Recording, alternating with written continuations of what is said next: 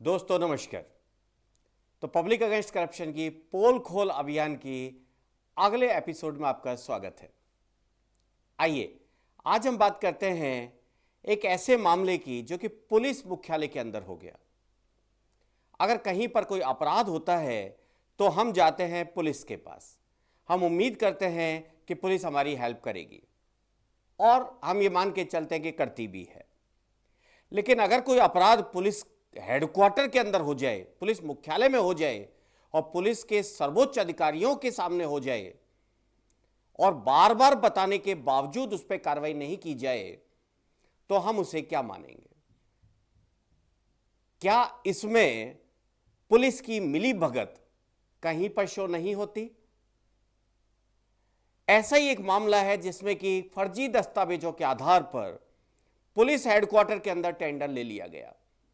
हमने पुलिस को इन्फॉर्म किया, पुलिस हेडक्वार्टर को इन्फॉर्म किया, पुलिस ने एक परिवाद तो दर्ज कर लिया, एफआईआर नहीं की और 2 साल लगभग होने को आए, आज तक कोई कार्रवाई नहीं हुई। अगर पुलिस हेडक्वार्टर में ऐसा होता है तो यह बहुत ही आश्चर्यजनक और बहुत दुख की बात है। कहने को तो गहलोत साहब भी कहते थे, भजन लाल जी भी कहते हैं कि भाई हमारे यहां तुरंत सुनवाई होती है। गहलोत साहब कहते थे कंपलसरी एफआईआर का प्रोविजन है। पुलिस हेडक्वार्टर के फर्जीवाड़ों पे कंपलसरी एफआईआर नहीं हुई गहलोत साहब के राज में। आइए बात करते हैं इस मामले की। पुलिस मुख्यालय में यह फर्जीवाड़ा किया गया, फर्जी दस्तावेजों के आधार पर टेंडर लिया गया।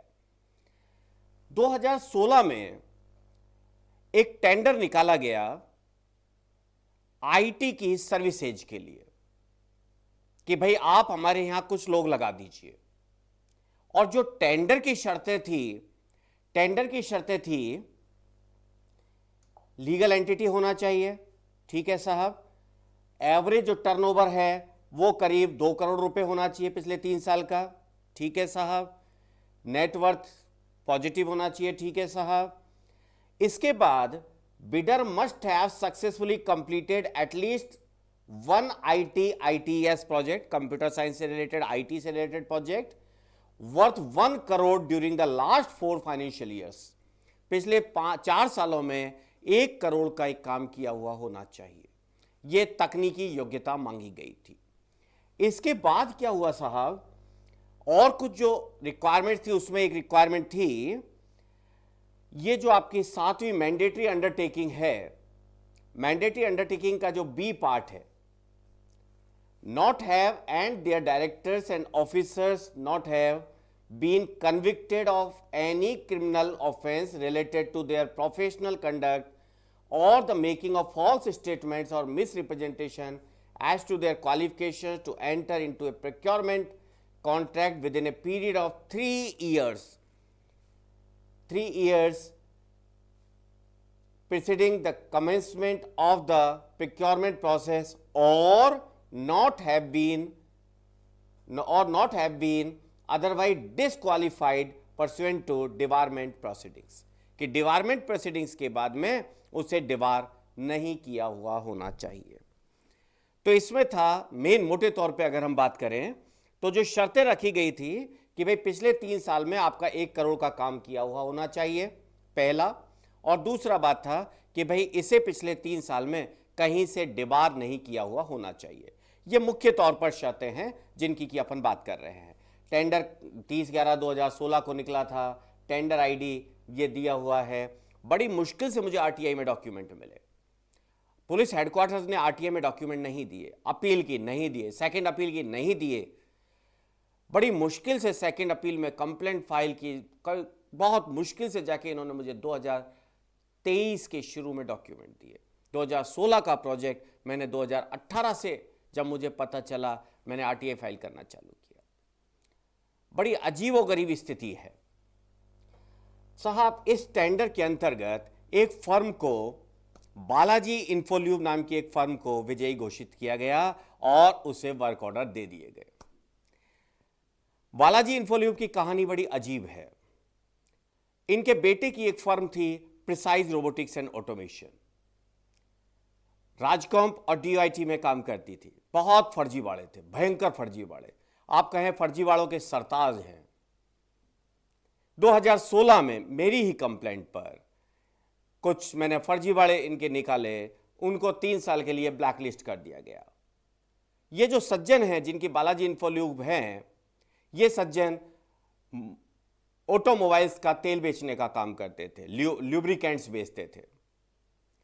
जब बेटे की कंपनी, बेटे की फर्म ब्लैकलिस्ट हो गई तो इन्होंने अपनी फर्म जो बालाजी ल्यूब्स थी उसका नाम बालाजी इन्फोल्यूब कर लिया 2016 में। मतलब फर्म का पिछले 3 साल का आईटी का एक्सपीरियंस नहीं हो सकता। अब साहब अगस्त 2016 में इस फर्म को बनाया गया। अभी मैं आपको इसका सर्टिफिकेट दिखाता हूं। इससे पहले इनका काम जो था वो क्या था, तेल बेचते थे। इनके सुपुत्र मोहित अग्रवाल की जो फर्म है प्रिसाइज ऑटोमेशन एंड रोबोटिक्स, इसे ब्लैकलिस्ट कर दिया गया। तो इन्होंने जो अपनी ल्यूब बेचने वाली फर्म थी उसका नाम बदलकर बालाजी इन्फोल्यूब कर लिया। अब साहब सेटिंग तो होती ही है, हर जगह पर सेटिंग थी, काम तो मिल ही जाएगा। और करते करते बहुत बड़े बड़े और भी बड़े फर्जीवाड़े आजकल कर रहे हैं। तो अगस्त 2016 में इसका नाम बदलकर बालाजी इन्फोल्यूब रख दिया गया।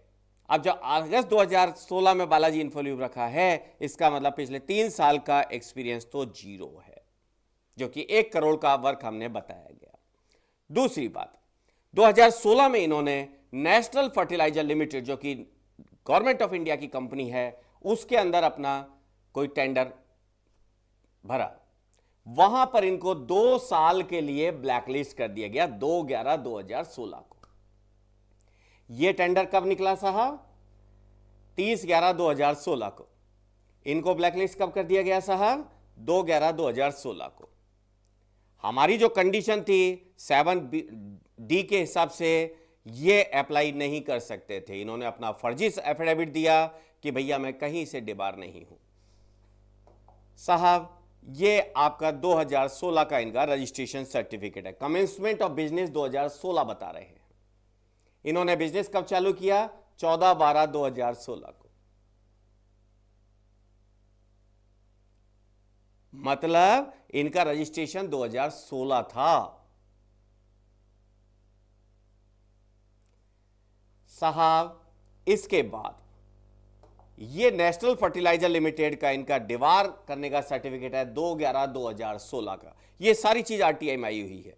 हाँ, इनका ये जो सर्टिफिकेट है ये कहीं दूसरी जगह इन्होंने लगाया था। जो फर्जी काम करता है उन्हें पता नहीं रहता कहां पर क्या फर्जीवाड़ा किया है। ये सर्टिफिकेट इन्होंने कहीं और टेंडर में लगाया था जहां से कि हमें मिला। इस प्रकार से फर्जीवाड़ा हो गया।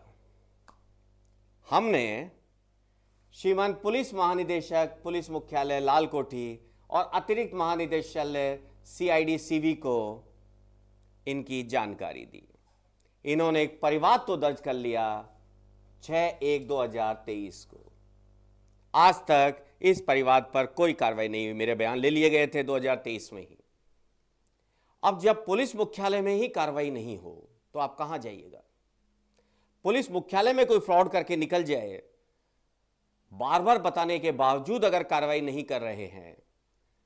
एक नागरिक का काम कार्रवाई करना नहीं है, कार्रवाई करवाना नहीं है। एक नागरिक का काम इन्हें बताना है। इस वीडियो के माध्यम से मैं एक बार फिर पुलिस उच्चाधिकारियों से निवेदन करना चाहूंगा कि ऐसी स्थिति मत लाइए कि सरकार में बैठे लोगों से लोग डरने लगे, लोग ये सोचने लगे कि नहीं भाई इनके पास नहीं जाना, ये कुछ नहीं करेंगे। ऐसा माहौल मत बनने दीजिए। कम से कम जो सामने आपके चीज है, सारे डॉक्यूमेंट्स तो आपके पास है, हमारे पास तो कुछ भी नहीं है। हमें तो जो आपने आरटीआई में दे दिया हम तो उसके बेसिस पर काम कर रहे हैं। तो निवेदन मेरा है पुलिस अथॉरिटीज से कि इन मामलों में कार्रवाई करे, त्वरित कार्रवाई करे। पता चलना चाहिए फर्जी काम करने वालों को कि फर्जी काम नहीं करना है। तो साथियों, आज के लिए इतना ही। अगले एपिसोड में नया मामला लेकर मिलते हैं। नमस्कार।